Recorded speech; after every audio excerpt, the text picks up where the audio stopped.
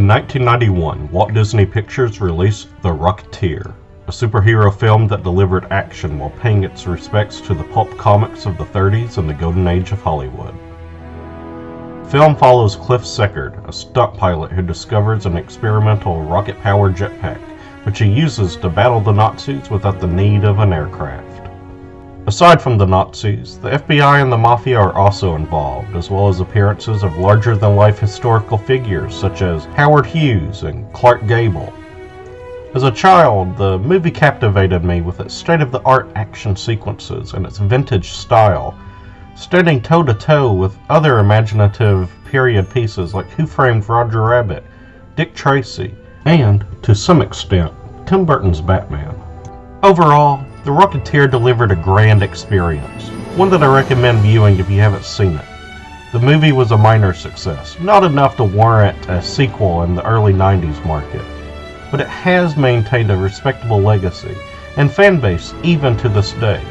I say all of this because, while a sequel or reboot hasn't happened as of yet, that doesn't mean that its influence has gone unnoticed. In particular, in 2010, Capcom released Dark Void, a game that largely borrows from The Rocketeer in both plot and general themes, only replacing the Nazis with interdimensional robotic aliens because, well, you know, it's a game in 2010 and not in the 90s. While Dark Void is influenced by a rather good movie, that doesn't mean that it's, in itself, also good.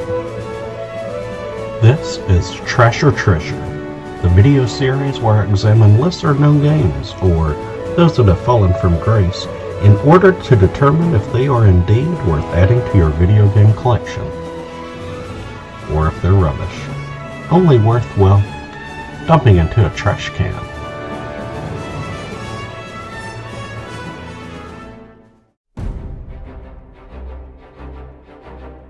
Like The Rocketeer, Dark Void also takes place during the late 30s, and features a pilot as a hero, William Gray to be exact.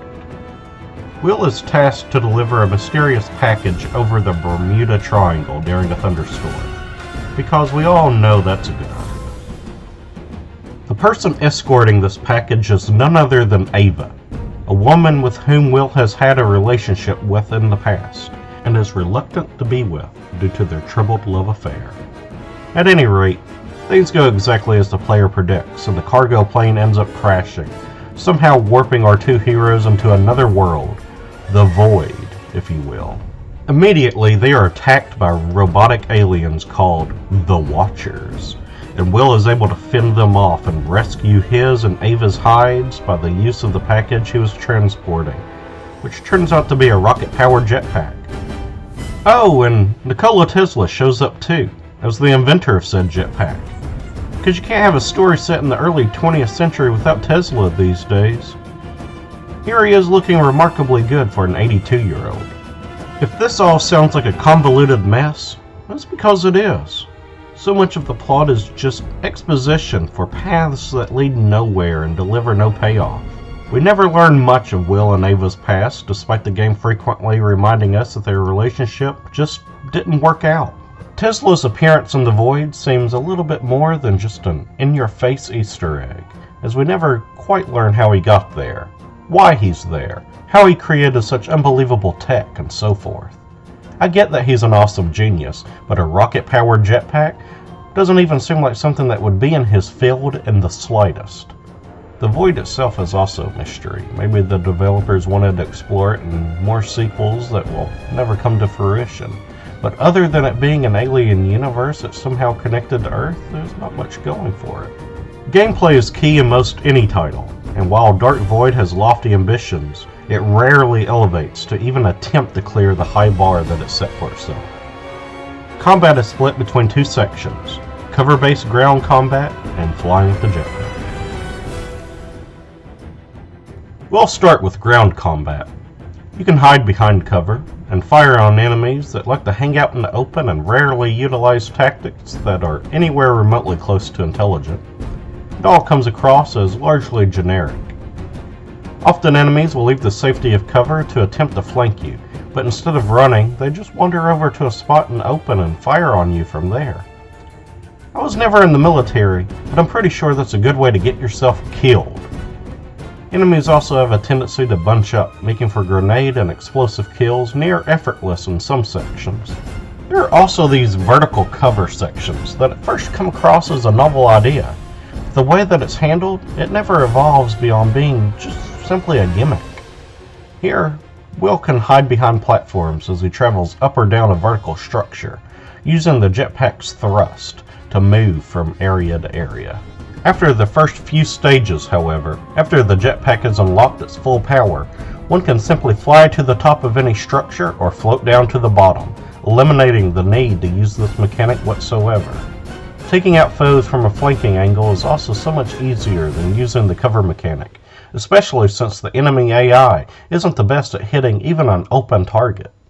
Flying sections are much more fun to play, but after the novelty wears off, it too comes across as largely generic.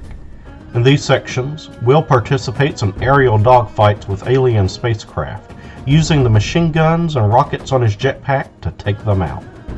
It's largely reminiscent of LucasArts' Rogue Squadron titles. It's always fun swatting down enemy aircraft, even if it's some of the most basic flight combat out there. For starters, there are only 2 weapons at your disposal. You must purchase the ability to use rockets with skill points. Secondly, the variety of enemies one may tackle in the air is severely lacking. In essence, there are 2 types of enemy fighters, a basic one that only uses machine guns, and the exact same foe that has a shield, thus more health. They look exactly the same, but one has a soft glow. You don't have enemy bombers, or drones, or any of the other staples of air combat games. There are these so-called dropships, but I've never witnessed them drop anything that affected the battle, so they are, essentially, large obstacles for you to fill with bullets. There is one level where you have to destroy floating mines, but that's also not thinking far outside the box. You do have some stationary anti-aircraft guns, which are even more generic than the enemy planes. There is one foe called the Archon that looks cool and menacing, but he's a total pushover.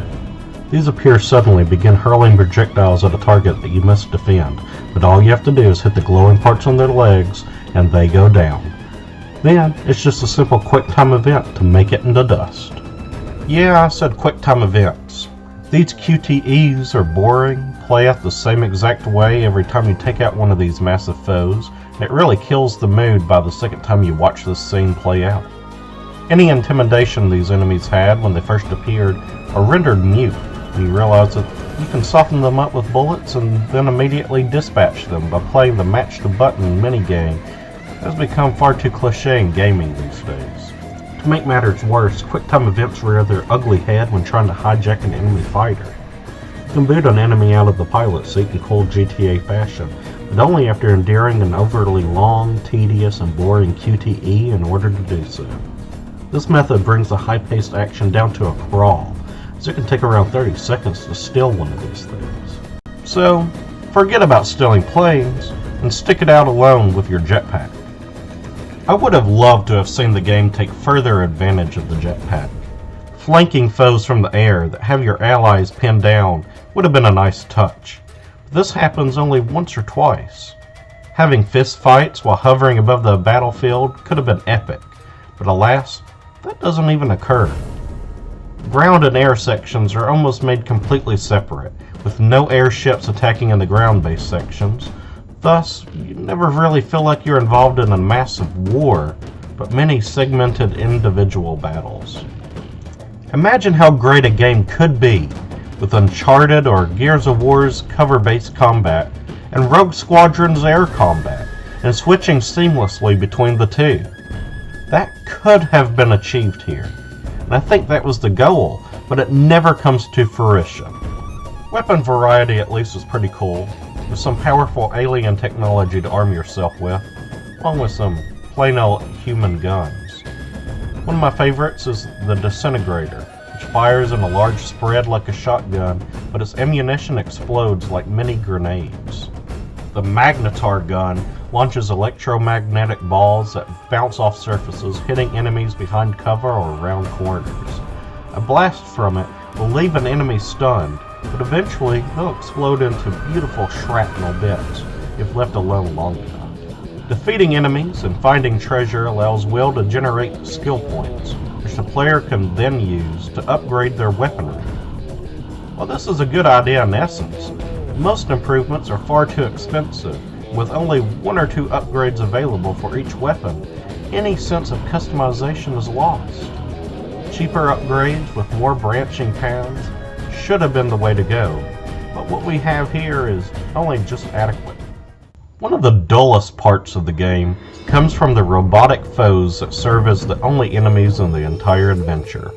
Robots are hard to get right as villains because of their stoic presence, lack of personality, and at times predictable nature, but when done right, they can be some of the most memorable and imposing baddies out there.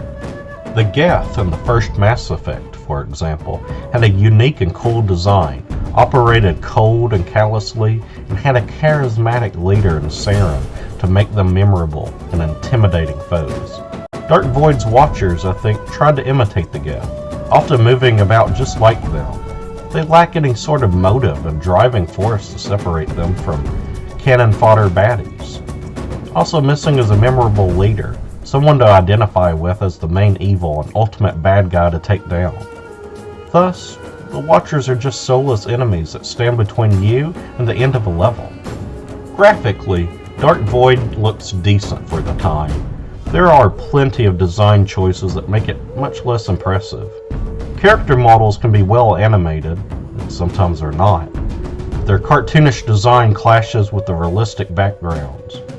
Lighting can be well done, especially in the aerial sections, which has the battlefield draped in an orange sunrise.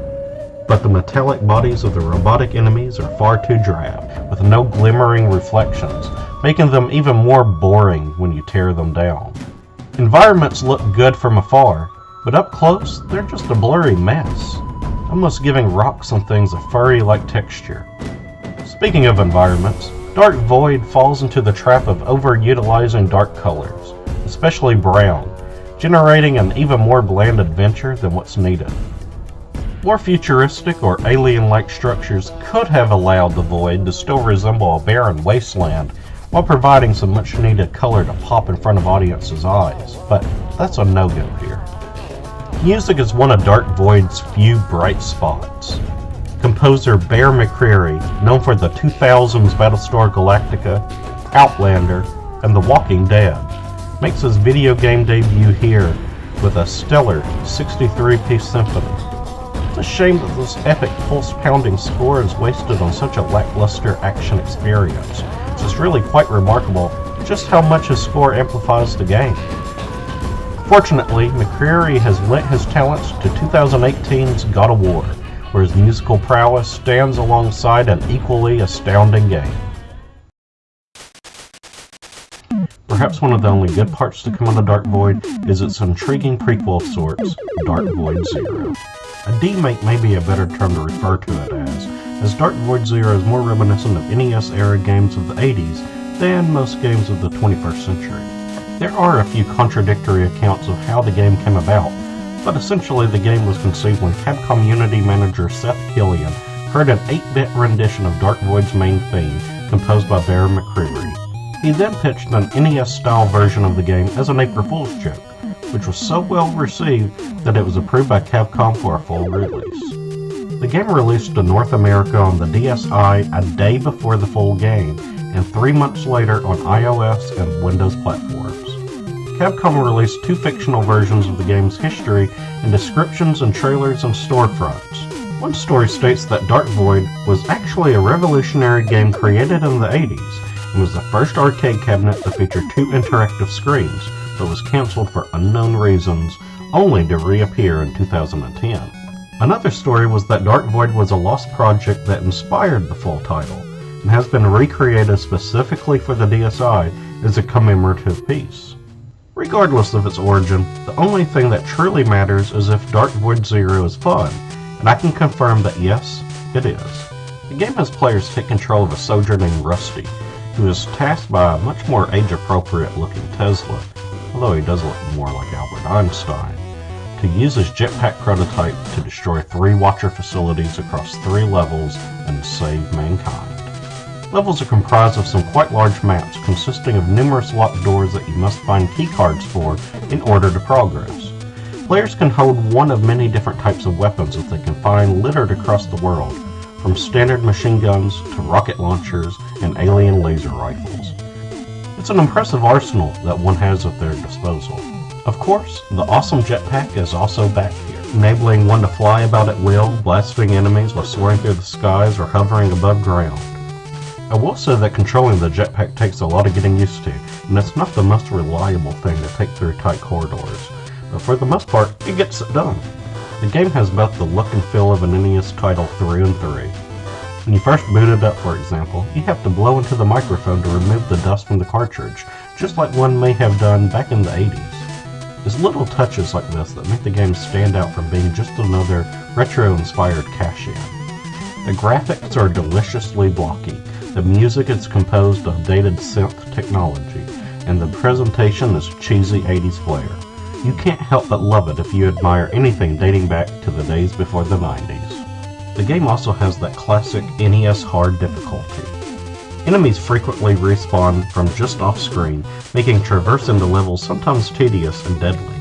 Many rooms also release an onslaught of enemies for you to deal with, either in the air, on the ground, or both, creating some tense moments. There are frequent small passageways that force you to pick up weaker weapons or drop your jetpack, making you deal with challenges with far inferior gear. Lastly, the game only gives you 3 lives to tackle it with, although you can earn extra lives by reaching high scores or finding them in hidden areas and levels. Fortunately, if you come upon a game over, and it will happen, you can start off at the beginning of a level you were just on from the main menu. This is a blessing, because otherwise I don't think I would have ever seen this game to its conclusion. Dark Void Zero is one of those few games that was created as a promotional piece and yet actually surpasses the work it was promoting. Not many games can claim that title. This is mostly because it's simple, it's inventive, and it's fun to play around with. The nostalgia one has for the era is only a small icing on the cake, as one can easily look past the pixelated graphics and retro sound to find the gem that's hidden inside. Dark Void on Xbox 360 and PS3, on the other hand, isn't so simple. It's ambitious, trying to be both an aerial fighter and a cover-based shooter while attempting to tell a sci-fi story with a historical base, and it just ends up failing on all fronts.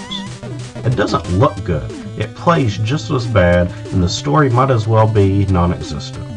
My recommendation? Download Dark Void Zero on Steam, watch The Rocketeer, and forget that the main title ever even happened. Anyway, here's Wonderwall.